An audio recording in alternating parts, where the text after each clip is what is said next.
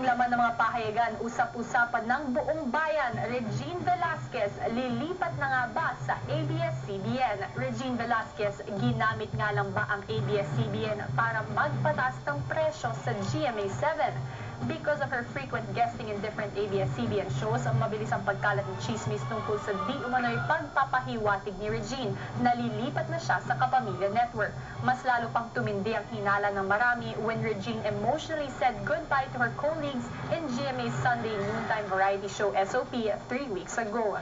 Lumabas sa SOP na umiyak. Parang nagulat ng matao. Bakit parang nagpapaalam siya? Bakit parang meron siyang pahiwatig na nalilipat natin? Parang intriguing, di ba?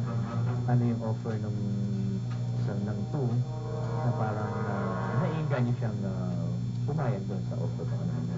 But after stirring such controversy, Regine suddenly expressed her intention to stay with GMA7 last week. Ano nga ba ang tunay na kwento sa likod ng isyong ito? This is tonight's story behind the story. Ilang araw nang nakaraan, nagulat ang bayan sa isang artikulong inilabas ni Ricky Lo sa kanyang column sa Philippine Star. Sa column na ito, lumabas ang isyu na inoferan daw ng ABS-CBN ng 25 million pesos worth of contract si Regine para lang lumipat ito sa Kapamilya Network. Si Regine daw, ABS-CBN, ang word niya nung source ko, may tinatanggal na 25 million offer. 25 million a year lang. Guarantee. Nung lumabas sa column sa Philippine Star, about 25 million, buminay naman ang ABS at never sila nag-initiate ng move. Si Regine daw nagbigay ng figure sa ABS. Kasi gusto daw nag-ibig ng Betty Lafaya. Dahil dito, inilabas din ng ABS-CBN in the same column ang panig nila tungkol sa di umano'y 25 million peso offer na ito. The network firmly denied that they offered Regine such amount and that no negotiation was made between them. Last Sunday, sa kabila ng intrigang dala ng paglabas niya sa ABS-CBN, live na humarap sa The Buzz si Regine para tapusin na ang kabi-kabilang issues confronting her.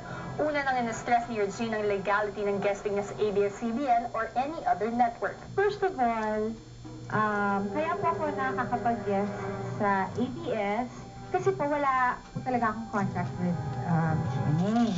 Pag meron po akong pagkakataon na makapagtrabaho dito naman, maka-visit dito, parang sinasamantala ko naman. But of course, nagpapaalam naman ako. According to Regine, nag-umpisang mainit na kontrobersiya ito sa isang insidenteng nangyari sa guesting niya sa Sharon. Merong bumisit sa akin, walang talking.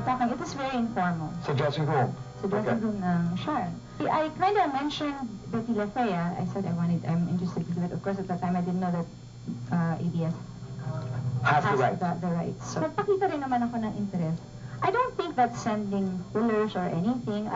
If Thank you for being honest. That's okay. hindi, kung yun filler man So or be it. whatever, so be it. You know, I'm interested in the job. Why not? Kasi feeling ko bagay sa akin and I think I can do it. Kasunod nito, diretsahan ng itinanggi ni Regine ang kontrobersyal na 25 million peso offer daw ng ABS-CBN sa kanya. After mga ilang days, it was offered to me. Okay. But I just want to make clear na hindi kami umabot sa 25 million. Bago pa daw siya makipag-negotiate sa ABS-CBN tungkol sa Betty Lafaya, nagpaalam muna si Regine sa GMA. Nung in-offer sa akin, syempre, I got excited. Because I said, like I said, I was interested in the project. So, what I did, I went to GMA, nagpaalam ako sa GMA. Hindi nila ako pinayagan. Kasunod ng pagpapaalam ni Regine sa GMA ay ang kontrobersyal niyang pag-iyak sa SOP. At tungkol dito, ito ang paliwanag ng Songbird. Hindi po madali sa akin na gawin yon. I love SOP so much. I love doing that show so much. I have all my friends there. At kung ginagamit ko lang po kayo para magkaroon ng leverage sa GMA, why would I risk my job? Pero sa guesting na ito ni Regine sa The Buzz, marami ang nakapansin sa ilang tila makahulugang mga pahayag ni Regine. Una na dito ang hinanakit niya sa pagde-deny daw ng ABS-CBN na inoffer sa kanya ang project. I still am very, very interested. But because of what's been going on, Okay. they're denying that they offered me the part and all that. Nagkagulo-gulo na. Okay. Medyo na-hurt ako ng konti. So right now, Tito Boy, actually, I have no job. Okay, all right. Ang importante ang malinaw daw niyang issue tungkol sa di umano'y 25 million peso offer at sa panggagamit niya daw sa ABS-CBN. Hindi ko po ginamit ang ABS para po magpataas ng pressure. Wala po akong masasabing masama sa ABS. And I thank you very much for keeping me in mind. After her revelation sa The Buzz, sinubukan tanungin ng Cinema News Alert Weekend Edition ang manager at kapatid ni Regine na si Kakay Velasquez kung ano na ang final status ni Regine ngayon. Matutuloy ba ang paglilipat sa Kapamilya Network o mananatili ba siya sa GMA7? Ito ang naging sagot ni Kakay. Is she staying in Channel 7 right now? Wala pa kami official statement regarding that. Tungkol naman sa sinabi ni Regine na wala siyang trabaho ngayon, ito ang naging paliwanag niya. GMA has offers, it's a choice not to decide anything yet. Okay. And yung sinabi niya yun, jokingly, kailan ang daming bobong tao na hindi nakakaintindi. Samantala, sa interview ng Philippine Entertainment Portal sa kaibigan ni Regine na si Gabby Eigenman, sinabi nito na 2 weeks from now ay babalik na si Regine sa SOP. Gabby even admitted na may alam siya sa di umano'y tampo ni Regine sa GMA, pero sa kanila na lang daw yun.